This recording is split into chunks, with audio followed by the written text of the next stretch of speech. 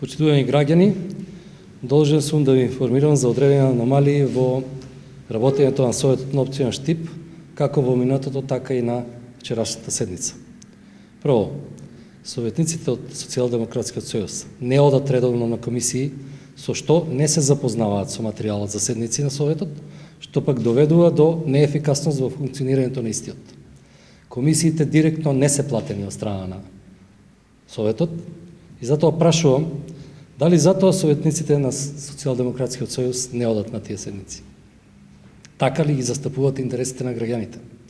Од друга страна немаат против земање на паушалот кој се исплаќа за редовност на седници, меѓутоа и за редовност на седниците на комисиите.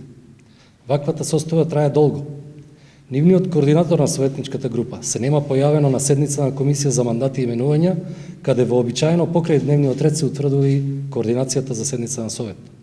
Истото се случува од страна на советниците на СДСМ во сите останати комисии.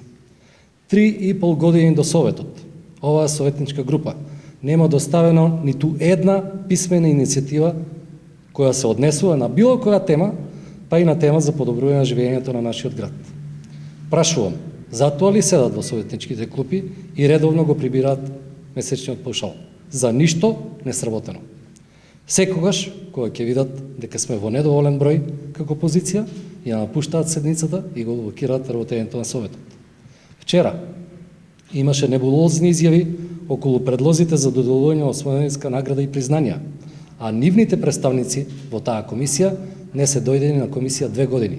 Од друга страна, слободно критикуваат предлози од групи на граѓани и поединци за ваквите признанија и награди. Недозволиво и сосема недемократски, спротивно на сите морални норми, е изнесување обвиненија за одредени точки на дневен ред на Советот, пред истите тие точки да бидат разгледани на Советот.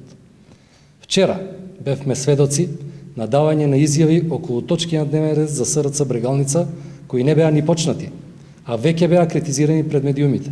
Критизирани од СДСМ, кој не се запозна со нивната содржина ниту на комисии, бидејќи не одат на истите, нити на советничката расправа, а изнесуваат став за нив по медиумите.